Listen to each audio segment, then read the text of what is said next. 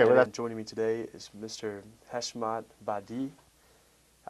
Today's date is December 4th, 2009, and I would like to thank you, Mr. Heshmat, for being here with us today and sharing your memories. I'd like to start off just kind of asking you, getting a little background about where you were born, where you were raised, some of your childhood experiences. Well, thank you for having me here, Matt. And I was born in Tehran, Iran, in the Middle East, and I was born in 1948 and came to the United States in 1970, end of the 1970, December. So this Christmas time will make 39 years I've been in the United States.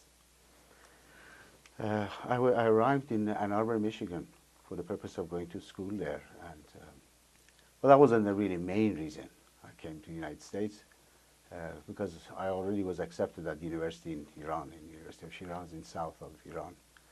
And but I had an opportunity to pass a particular test for going abroad, so a certain examination that which is quite few people pass that because it involves foreign languages and so on. And I had studied English for some 12 years, so I was able to pass very well, do well in the test. So I had a chance to, before finishing the university and going to army and so on, I thought there was a good excuse to go and see my rest of my home, which was the rest of the world. And I said the rest of my home because I came from a background of a religious background, namely Baha'i faith, Baha'i religion, which taught me that the earth is but one country and mankind its citizen. So for me, coming to America, going to Russia or China or Colombia or Brazil was the same as being at home to some degree. Of course, you have certain attachment to where you were born and music and food and literature, but yet, you know, my belief was the earth was my home, and I was going to go to see the rest of my country, so to speak. And it happened to be that when I went to the Ministry of Education to apply for schools, universities, and so on, I ran into a friend who was leaving, and I said, "What are you doing here?" He said, "Oh, I'm leaving tomorrow for Michigan." I said, "Would you send me an application from University of Michigan?" And so it was. It sent me an application, So and that's how I ended up in Ann Arbor, Michigan. Okay, you mentioned that you were accepted to the school in Iran. Correct. Yes. What was the deciding factor to not? Did you attend there for any? I did. I did go there and studied literature for a few years and got my bachelor degree in literary work, and then I wanted to continue further, of course.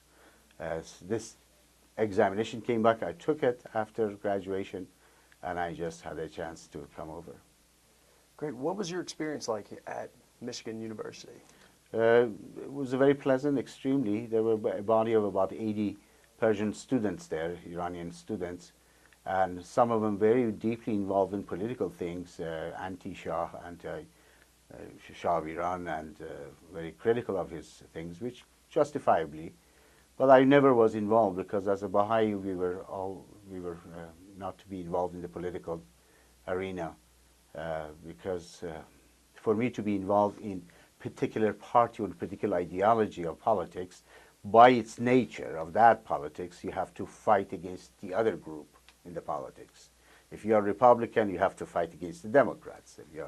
So by nature, Baha'u'llah has forbidden, the founder of the Baha'i faith, Baha'u'llah, has forbidden for getting involved for party politics and taking side, because there's a reason for it, and that is that the fundamental, the principal teaching of Baha'u'llah is oneness of humanity, that we are all one family and one people. And so who am I going to choose? Over what brother of mine or sister I am going to choose one ideology over the other of politics? And also, by its nature, politics is divisive. And the religion of Baha'u'llah, the Baha'i faith, is about unity and oneness of humankind. So that's where we stayed from the political arena. And up to this date, Baha'is are accused in Islamic government of Iran after the revolution as one of the people who are Baha'is are pro-American, Zionist, and spy for Russians, spy for this and that. It's all nonsense. It's all based on prejudice, on religious prejudices. Whereas Baha'is are forbidden by their faith to be involved in any political or getting any area of politics. They are a group of people throughout the world, somewhere about 8 to 9 million people throughout the world, that they are fundamentally are lovers of humanity. And wherever they go, they're obedient to the laws of that particular nations where they reside. They're in Australia, or if it's in New Zealand or South Africa, doesn't matter. They obey the laws of the land wherever they are. And for that matter, Baha'is are non-political. We do vote here where there's freedom. We do for the best of person who's running for the final office. But we don't get involved in party politics, joining particular Now, parties. going along with that, kind of taking a turn in another direction, Mm-hmm. at what point did you leave Michigan and come to Carroll County, and did the Baha'i faith have any role in No, making no, it? not necessarily. Although when I arrived in Ann Arbor, Michigan, the two Baha'is came and welcomed me because I already contacted them. The Baha'i community throughout the world has such a beautiful net community communications. Wherever there were Baha'is from the United States would come visit in Iran, they would come to the welcome to the Baha'i community there in Tehran, and they would go visit Baha'i friends and so on. So I had this wonderful couple who came and welcomed me. And of course I had that friend who was coming to Ann Arbor, so I stayed with at their homes. And so, but immediately you get involved with the Baha'i community of US. You become one of the members of this community. And to answer your question, when did I come? In 1978, when my wife finished her doctorate in art history. She said, "Where am I going to get a job?" And I said, and I was working for the engineering department in Chrysler. In Michigan, I had a very good job. I said, "Do not worry. You get a job anywhere southward." It's cold, Michigan. It was too cold. 6 months of winter, basically. So we said, we move southward. Let's go south anywhere. So we moved 500 miles south. Came to Maryland, which is much milder. You have a decent winter here. It's about 2.5 to 3 months over, as opposed to 6 months and 50 degrees below zero in Michigan. So that's one of the main reasons we came south and got a job here. And I got involved here at the beginning with some real estate business and so on. Got my license and start business. Okay. But it didn't take that long to realize that that wasn't the way to make a business here, because revolution happened 79 a year later, and nobody was going to deal with an Iranian person to close any housing, so to speak, buy or sell housing to them. So you mentioned that just now that people wouldn't want to deal with an Iranian person. Do you feel that you were discriminated against in that business? I would say, yeah, obviously it was discrimination. However, I didn't blame them. I understood where they're coming from. It was just abhorring to see that a part of a U.S. land, so to speak, American embassy in Tehran, is any embassy is a really land of that particular nation which they are resided as we called embassy. It's sacred. And it was violated, this international law, and it was abhorring. And there's some 44 hostages, I believe, something like that, and for 440 some days. They were kept for 444 days. They were kept. Wow. It was just horrible. I can't remember exactly the number of the hostages, but it was for 444 days. I remember that they were kept in Iran under pretty bad conditions. I was isolated and so on. And they were playing this political game, which they are really not. The Iranians are sorry for what they have done, and they're still paying the dues after some 31 years, for some odd 30 years, and have been outcast as a renegade government throughout the world. Really, but it was, yes, it was prejudicial, and it very quickly I realized that I need to find another line of business. So I did join the college where my wife was a professor at Western Maryland College, then now McDaniel College. And can you elaborate on what you do now? I work in the McDaniel College. I'm in the IT department, information technology. I was the head of the audiovisual department for many years, for some 5 years or so, 26 years. And the last 2 years, I've been last 2.5 years with the what has your experience been like at McDaniel College? Do you feel like you were accepted well? Well, I have to say that in spite of the unpleasant time, the early after the revolution in '79 in Iran, that there were certain elements of people who you socialize with, they had a second opinion about you from then on. But by and large, basically, fundamentally, I've been really sheltered by the school. The wonderful friends and colleagues that I have worked with, and my wife's colleagues and mine, and basically it was a wonderful, close-knit community. It was very lovely. There has been some incidents here about what I just very basically ignored. It was ignorant, basically. You know. People was talking about, you know, oh, you're from Iran? Do you have showers in Iran, or do you have camel? Do you ride camels still? People were thinking, you know, still you're back in the desert and so on. They didn't know Iran was one of the centers of civilization for thousands of years before Europeans knew anything about civilization. So it was, I would look at it as purely ignorant, not knowing about the history. And it reminds me when somebody was asked, it was Margaret Mead, my mother-in-law asked them, oh, in Tehran they met in the airport haphazardly, you know, they accidentally ran into each other. Margaret Mead said, my mother-in-law said, oh, where are you going? So I'm going back to the States, or was going to London at the time. And she was just arriving there. She was waiting to fly out. She said, oh, you're going back to the civilization? She said, I've been in the civilization. She thought that Europeans are not as civilized as people who had been in Iran, who people here run into. I think people have a different opinion about what civilization and what civilized is. Much greater history, much longer, great history. Iran had been one of the greatest empires in the world, and seat of sciences, knowledge, mathematics, medicine, all sciences were born under the Islamic 1,000 years of 1,400 years. And now we see really the other end of it, the collapse of the civilization of the old, and European taking on with the coming of Renaissance and running. Really what was safeguarded by the Muslims, knowledge, the European learned from them, and they're running with it now, which is fantastic. And we need to learn now from the Europeans what they had advanced, and they are learning. They're learning very quickly, to the point now, what is that? Now the new game in Iran is they're developing nuclear power, so where did they learn it from? Obviously they learned it from the Europeans and Americans. Now, those beliefs that, you know, people feel like in America, you know, that it's uncivilized and everything else, do you feel like you've experienced that type of prejudice more in Carroll County than you did in Michigan? Well, certainly. Certainly. You come to a rural area of 800. When I came here in '78, you know, I looked at the population of Westminster, was 8,500. Now it's about 30,000, 25,000, 30,000 people. Back then in Michigan, Ann Arbor was the seat of learning.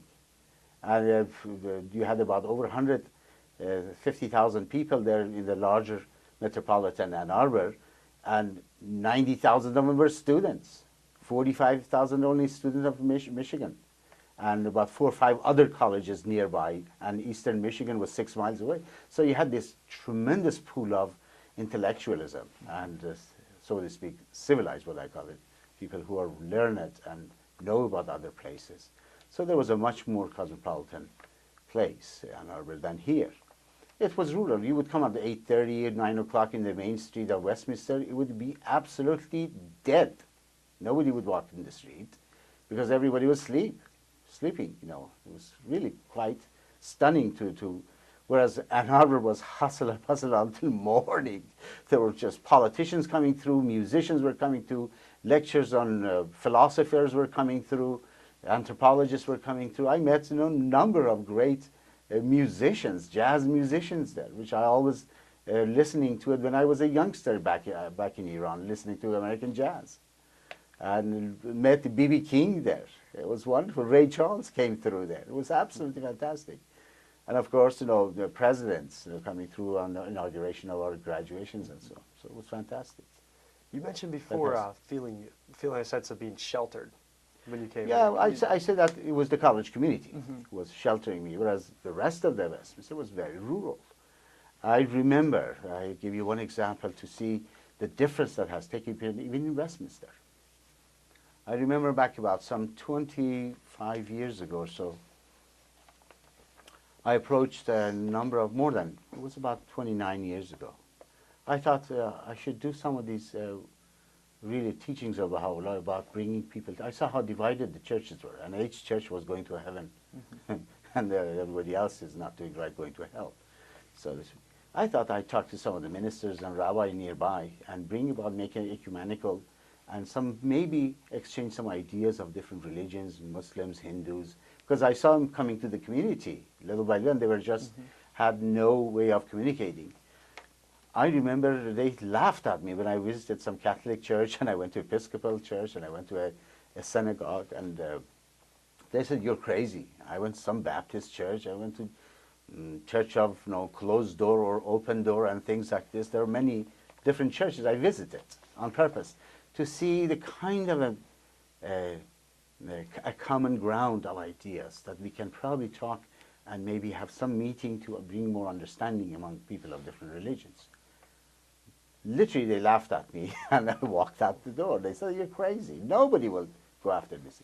But lo and behold, about 2 years ago, now there's a community here in Westminster that it does literally, and I'm a member of that organizations, that people from different churches, ministers, rabbis, laymen, who meet together from different religions and bring about what is common among them, and that is to bring about peace in the community, to make aware the community at large of Carroll County about other religions and other ideas, and to raise their kids in a more peaceful and understanding environment. Well, this did not exist some near 30 years ago. No, it sounds like. So there's a tremendous growth. And back then it was difficult, no doubt about it. It sounds like you can almost take some credit for that happening. Do you feel like within the community there's been I don't take any gaps credit almost for it. I think by and large people have become more aware of it. There has been Baha'is, of course, in this community who have tried to propagate such ideas of unity and love and a commonality of a human experience and so on. There's Baha'i community was in Westminster established back then. There was a group of about 12 Baha'is in Westminster. And now there's a larger Baha'i community in the Carroll County with tens of Baha'is and with young children, youth, and so on. That's great. Do you feel like it's brought the community closer then in your mind? I think by and large we have, as a human species, we are moving forward and becoming having more understanding toward people of different races and different cultures. And I never forget it. I give you one incident. Even my beloved school here, which I have been involved the past 31 years.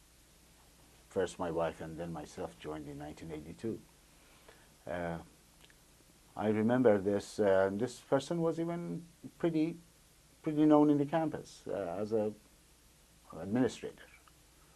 I remember we were sitting and eating in grill, and there was about 6, 7 other colleagues are sitting and having lunch, and he made a particular a joke about a particular race, and they all listened and they all guffawed and laughed, ha ha ha ha, laughed, and knowing who I was and what I believed, that they're speaking about my brothers, whatever colors they are, those are. Because my belief is that the whole human race is my family. And they're talking about my brothers and my sisters. And I very vehemently opposed them at that table. And I said to him, "What are you talking about? This is my sister and brothers you're talking about. My best friends are this color, this minority that you're talking about. And you're giving this kind of stigmatizations of characters. These are my best friends. What are you talking about?" There was an absolute death, a silence of death there. Nobody said a word. And this guy, literally, his face turned different color, and they all got up and walked away. We walked away. And that's the end of such jokes. Never was ever I experienced any more or heard anybody made a joke about a particular group of people or Afro-Americans or Chicanos or this or that. I think we need at times to speak up. Our conscience, our soul, what we have been taught, that we are all noble beings. We are not a bunch of haphazardly things like the rest of the creation. We are a noble being because we have a soul that has imparted from God to us. This is God's gift to us. And we need to speak the truth and stand for whatever injustice takes place in the world. And I've never betrayed myself, moved away from that idea that we need to speak out. Even if it's, I knew it immediately that I made the enemy on campus. That guy was very embarrassed. But he needed awakening. He needed to know that he was wrong what he was doing. And thank God, not too long from that time, he left the campus. And they asked him to leave. Didn't work out. And I'm glad that I did that.